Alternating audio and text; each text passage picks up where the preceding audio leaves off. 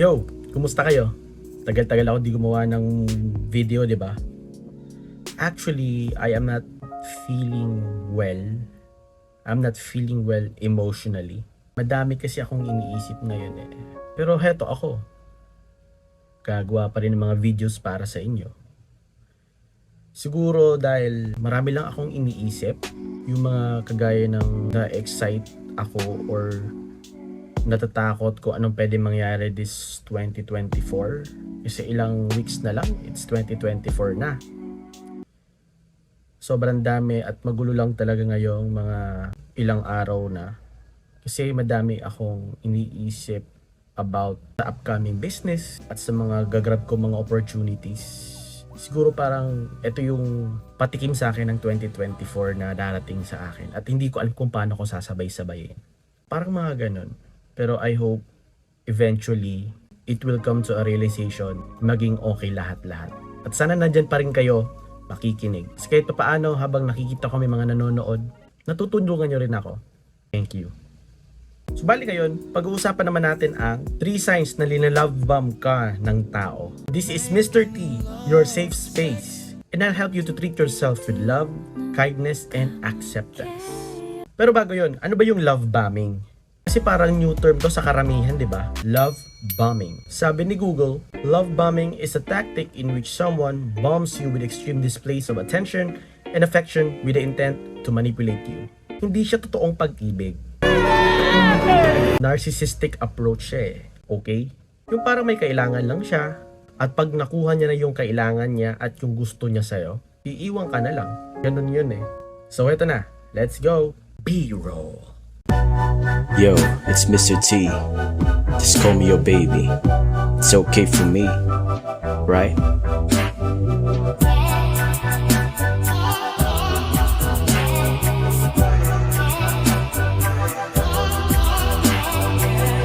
Number 1, they can stop complimenting you.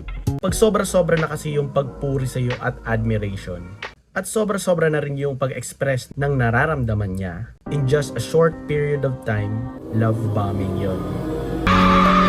For example, sinabi niya na you are perfect, I love everything about you. At sobrang dami pang mga compliments na mapapa-headspin ka na lang. Pag ganyan kabilis, potential na red flag yan.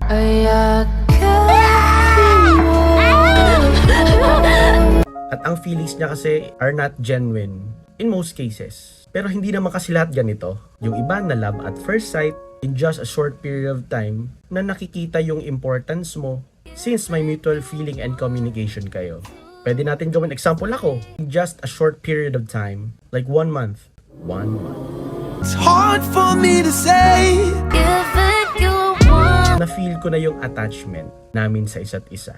Since araw-araw kami magkausap at naging rutina namin ang isa't isa. Kahit sandali. May kasabihan nga, di ba? Communication is the key.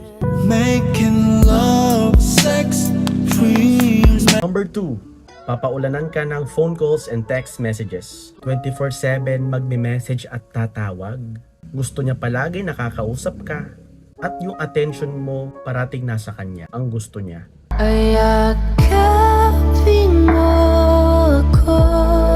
Alam mo yung every minute at every hour magme-message siya sa'yo. Simula umaga ng mag-good morning hanggang sa gabi na mag-good night pa. May tendency. Pero hindi ko sinasabi 100%, okay? Pero yun nga, may malaking chance na nilalove bomb ka.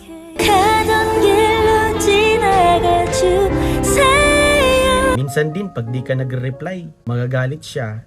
Nagsimula pa lang kayo mag-usap like last 2 days.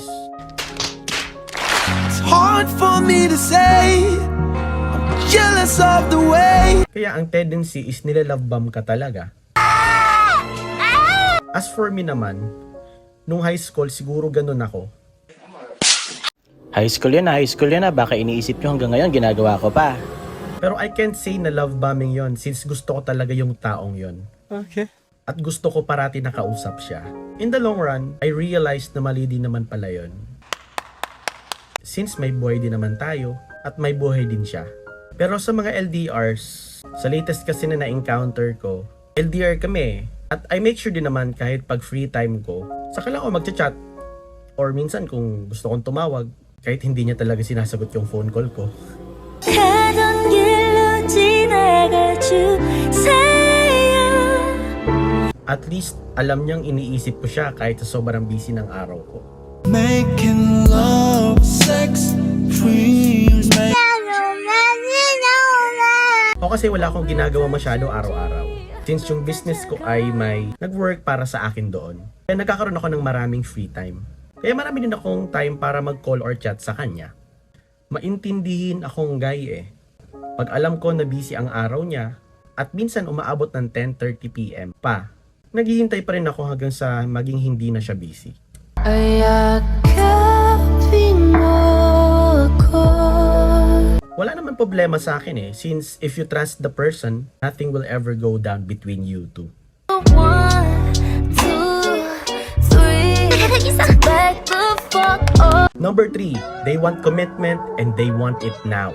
Pag na-experience mo to na gusto agad nila na maging boyfriend or girlfriend na kayo, it's a sign na nilove.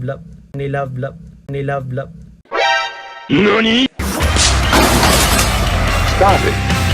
Get some help. It's a sign na linalabam ka nila. Pressure ka sa mga bagay na hindi ka pa naman talaga handa. Yung meron agad siyang plano in the future for you. Parang 2 days at 3 days pa lang kayo nag-uusap. Sa isang relasyon, dapat kasi hindi minamadali. Kasi pag pinilit mo, masakit yan.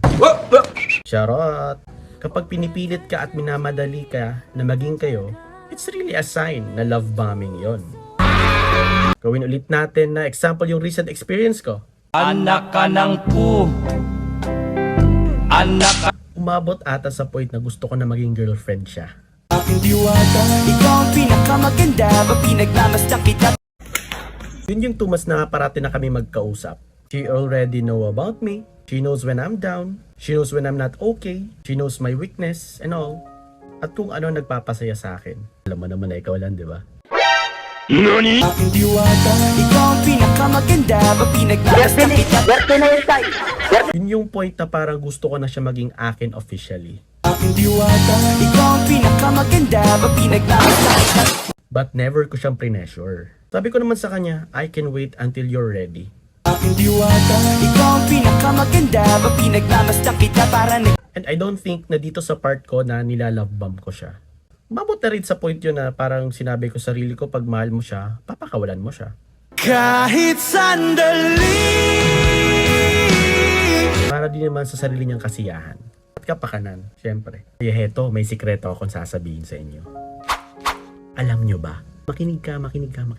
Alam nyo ba? Gusto ko pa din siya at hindi ko alam kung paano siya i-unlike.